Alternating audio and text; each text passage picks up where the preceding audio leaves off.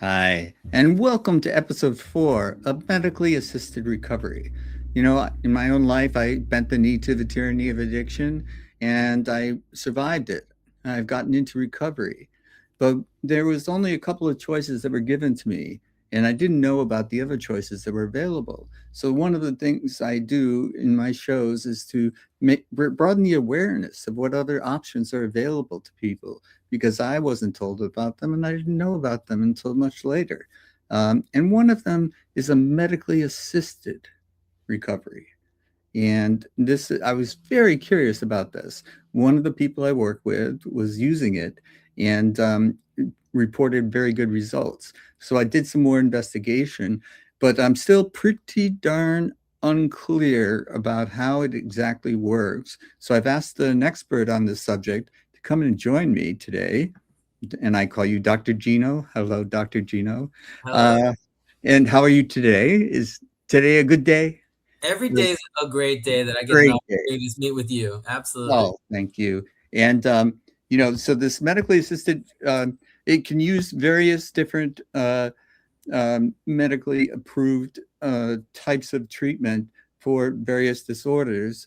And one of them that you told me about, that actually is a friend of mine that I'm working with, that's what he uses. It's called ketamine, if I'm pronouncing it correctly. Ketamine? Ketamine. Ketamine. Ketamine. Okay. So again, my learning curve. It's like, and so for this show, could you tell me a little bit more about how that works in treatment and how that can assist someone recovery from one of the various ailments and addictions that we face? Yeah, well, first of all, I'm going to say thank you for introducing this topic because this topic is actually not something that is common. Mhm. Ketamine is in assisted recovery is not something that is well, known and is actually not even talked about in the recovery space in a normal way. Right. I will say that this is on the edges, and when we're using ketamine in recovery, it's something that might be considered brand new, even though we've known about it for a long time. Hmm. So some of the recent studies have demonstrated that ketamine can help people come off of alcohol, for example, and it can help them with the acute withdrawal syndrome, right? That's something that typically people have used benzodiazepines, but what if we use something else that was able to affect them in a bigger way, right? And when I Right. say a big way, it's because ketamine can actually be incorporated with some other modalities, meaning therapy and coaching that can Right. integrate and help people to move forward in a different way other than just, I'm going to say, replacing their medication, because benzodiazepines are kind of like an alcohol replacement strategy, I and see. then you wean the benzodiazepine and then someone can tolerate that kind of transition. Sort of like heroin, methadone. Sort of like heroin, methadone. I like heroin, and um, we use buprenorphine, which is Oh, branded okay. Suboxone or Subutex, but Right. buprenorphine products, because the buprenorphine is something that's more something that an outpatient provider, you have to go to a specialized clinic to receive methadone, I versus anyone that has a DEA can help someone withdraw from alcohol with benzodiazepines. Turns mhm. out anyone with a DEA and a specialized lockbox could also help someone with a ketamine kind of protocol. But it But takes a little bit of willingness to learn the protocol and then also, be able to sit with clients. So it's a little different, and I'm really excited that people are starting to be introduced to this. There was a recent, I'm going to say, trial that was not really a full blown trial, like a double blind placebo trial, more of a demonstration project where they took 50 patients that were transitioning from fentanyl. And that's really important because fentanyl yes, is really the big street drug right now. right. And getting people from fentanyl to buprenorphine is often a tough job, because when they go from fentanyl to buprenorphine, there's often what they call a precipitated opiate withdrawal. Uh, And the precipitated opiate withdrawal is often what keeps people away from making that transition happen. It's often why people go from fentanyl to methadone more easy. Well, there was a study where they did a very small dose of ketamine before giving the buprenorphine, and clients did amazingly well. So their opiate withdrawal score went down by half, which was low enough for them to initiate buprenorphine, and they reduced the hospital time, the amount of time that someone was in the emergency department in the hospital, from an average of 32 hours to an average of 6 hours, which means that people got to the hospital, they got ketamine, they got on buprenorphine, and they were stabilized and got home. And it Right. was such an amazing transition, right? So Yes. Yes. I think that the idea of introducing ketamine for helping people with this bridge is a fantastic idea. And then actually, if they were to but then use ketamine in a different way to help them with their mental health, which is a different dose than this small dose that was used for this bridge, then we might even have a greater opportunity for marrying the two strategies, because ketamine really has some really neat opportunities. And when I am providing medication through Ketamine Santa Cruz, for example, which is a partnership that I have at Santa Cruz Core in Watsonville, California, we offer IV ketamine. And why is that important? It's because IV ketamine has been the version of ketamine that's been studied the most around the world. So 1,200 universities around the world have looked at IV ketamine, but they've only looked at it in a very short amount of time. And when we talk about IV ketamine, what we're talking about is the racemic ketamine, the version that has been around since 1962, FDA approved in the United States since 1970 for anesthesia. And this Right. Right. anesthesia medicine is called a dissociative anesthetic. The racemic ketamine means that it has a right and a left hand side. And the reason why that's important is because if we fast forward to 2018, the left side, the S ketamine, also brand name Spravato, has been FDA approved in the United States. And that's what's gotten the most traction in the United States. And Mhm. so when you look at all of the payers, when I try to give my patients ketamine, they're like, well, what will my insurance pay for? The Right. insurance comes back with one, they say S-ketamine. And I said, well, my patient has been suicidal and they've responded to IV ketamine. They like to continue taking IV ketamine. I can provide ketamine at this cost. Well, we will only pay for S-ketamine. And it turns out that the cost differential to the insurance is quite large, but they only care about what is FDA approved because of, I think that the FDA and the way that kind of the money is protected in the United States. And that brings me to something that I know you were going to ask me about, but I'm just going to go ahead and blow the lid off.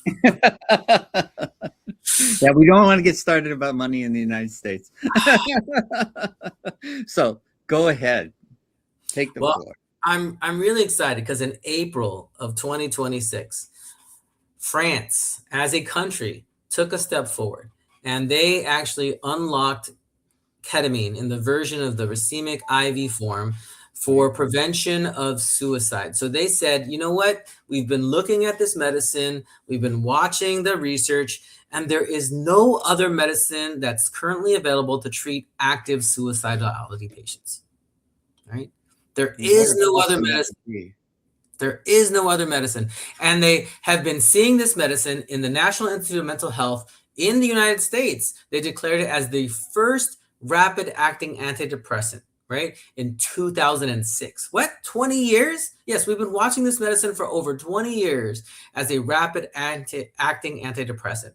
And in fact, the FDA approved version does have an indication since 2024 for severe depression with suicidal ideation.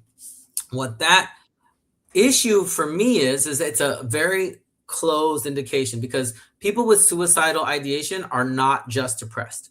And so France has actually opened it up a little bit bigger. And they said anybody with active suicidal thoughts that presents to the emergency department or hospital can have access to this medication. And the reason why it's important is we don't have anything else. So for Right. the first time, someone has come forward and said, "We have nothing else for suicide. Let's offer this medicine." Now it's still very, I'm going to say, limited, right? It has to be done in the hospital setting in Right. France. Right. It has to be done with a psychiatrist. It has to be done. They're doing a two-dose protocol, so they get a dose about 24 hours apart. They're being done inpatient with monitoring. So that protocol is happening. But the fact that something's happening is super exciting to me. Right. Right. Now, I personally have been treating people for suicidal ideation with IV ketamine. and we can do 2 days in a row. Actually, I like 3 days in a row for IV infusion, and it works fantastic, right? And so the idea is that we do have access to this medication because it is FDA approved, which means that doctors can order it, they can store it, and then they can provide it to their patients.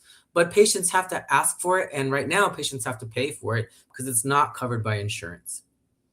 Yeah, that can be a showstopper for some, bless their hearts. But this is something that eventually the insurance companies will come around, hopefully, in the future, and realize that saving lives is as important as making a profit. And the idea that you also mentioned was, coupled with therapy and counseling, and you provide a more generalized service. You don't provide them just with the ketamine, but you're also digging deeper into the individual's trauma, the individual's why are they depressed? Because we often say in our particular brand of recovery programs, that it's just that you are self-medicating, and what we were doing was it's a symptom. Yeah, we had physical consequences or emotional consequences as a result, and it became difficult. We realized we had to stop, but we couldn't, and we need help. The other thing was it's a symptom masking what's going on with us. That why did we do this? Because I described my career in drinking with as a self medication. And so, if you can provide in a medical setting um, a different type of medication that is much more effective in treating, the withdrawal symptoms, the types of things that you can experience, DTs for alcoholics, and this type of thing, that's wonderful too. But if you can get to the root of the problem and use this medically assisted part of their recovery, this could be really life changing. I will say that you actually have brought up multiple subjects in one question or one thought. uh, Medication assisted recovery really focuses on the stabilization, right? Using medications to help someone stabilize so that they don't have the significant or severe withdrawal symptoms, and they can then start to take in some of the other tools. Right. Sometimes, even when you're stable, right, you have problems taking in other tools. And that's where the psychedelic therapies come in, right? Psychedelic therapies, and it's not limited to ketamine, right? We can include the psychedelics as a broad category here. The psychedelics as a broad category can actually create an interruption of your kind of hardcore ego, and that ego disruption can allow you then to have an integration of additional tools. And so the medication assisted recovery is often a stabilization plan, and then putting this on top of that allows an integration plan that can include additional tools. So they may be more than one piece. Right. And I think that I am actually considering a detox rehabilitation place that has both of them in the same place, right? So you can have this medication assisted recovery stabilization and then include a psychedelic experience for integration of some additional tools and move forward in your expansion towards a recovery plan, because I really like a lot of the tools that you've been talking about, right? Your yoga and your meditation Right. and your 12-step recovery groups. These things sometimes just don't penetrate until you have the ability to take off the layer that's preventing it from So really true. getting. I had contempt prior to investigation, as we say, and what it was like, okay, yoga, for example, okay, that's about flexibility and women in Lululemon. That's not going to help me, and I was I was stunned by how much it helped me just by the breathing exercises and how I got in touch with moving energy around in my body. But enough about me. What you're providing is an example of treating the whole person and uh, the long-term effects. Because once I'm stabilized, then if you leave me to my own devices, I'm going to go back to my old behaviors in many cases. This is what happens. Well, I do like the principle that practice, makes perfect, right? And the idea is that you've been practicing some behaviors and some emotional regulation and some emotions that may not have served you, right? Because a lot of times our behaviors follow some emotions. Yeah. And so if we want to really incorporate some new emotions and or maybe revive some emotions, because sometimes they're not all lost, but we've forgotten about them, right? Right. Like times when we forget that we've been loved or that we deserve love or that we've been worthy of love or that we're worthy of touch or that we're worthy of all of the things that we've been coveting, right? Because we often see other people, it's like, how come they have it and I don't, right? Yeah. It's often because we are having this belief that is preventing us from actually inviting it into our lives. And so if we can start to see those things, and that's what the psychedelics allow, and that's what ketamine allows. It allows us to kind of peel off the layers of the things that have been preventing us from moving forward. And Yes. some Yeah. of my favorite words from the patients that I've had is expansion, right? Yeah. That Right. they and then the other one is internal wisdom. As you're talking about the energy and you're talking about the Yeah. breath, right? That's really what the internal wisdom is all about. Is Right. finding the internal wisdom, because really all of the what we need is here. Yeah. We just don't know how to share it. Yeah. The change comes from within and not from without. But you need help to be able to do it. And Yeah. it's the kind of help that you're providing. And I also know from my own personal experience that, I was stubborn and I wasn't willing to do certain things. And you talked about the disassociation from the ego, and it was all these mental blocks that I had, that against stuff I needed, stuff that when I got it and didn't know I needed it, but I got it and I was better off for it. The illusion that I had, the delusion, the denial, all of that faded away. And I Yeah. was much more open to suggestions from others. Well, try this or try that. And I would look at it, well, what's the downside, versus the upside? And that kind of, analysis would be, you know, um, often enough to make me willing to try. And the willingness has to be there. And it wasn't coming from me when I first got started. And the ego disassociation, I think that's it. That, I don't know if you stumbled on it or if you knew it, but you found it. You found that that was an essential part of the recovery process. I can tell you that the unlock your brain that's on my logo there, Yeah. that came from learning from ketamine. My process has constantly been shifting, right? So I started off as a really comprehensivist family medicine doctor. When I started family medicine, I was delivering babies, I was doing all the procedures I could. As I was limited because of other people's rules, right? I was not allowed to deliver babies anymore. And I just continued to shift. And then I moved from one state to another state. And there I was now no longer working in a hospital, so no longer doing hospitalist work. And before that, I was working in the emergency department and I was doing hospitalist work. I was doing, basically everything you can do as a family medicine doctor. I had been doing it. Then I came to outpatient world and I was introduced to addiction medicine, and I didn't realize how much I was going to connect with addiction medicine. But my family is all an addiction story, and so for me, it was really an amazing way for me to connect to my own family story.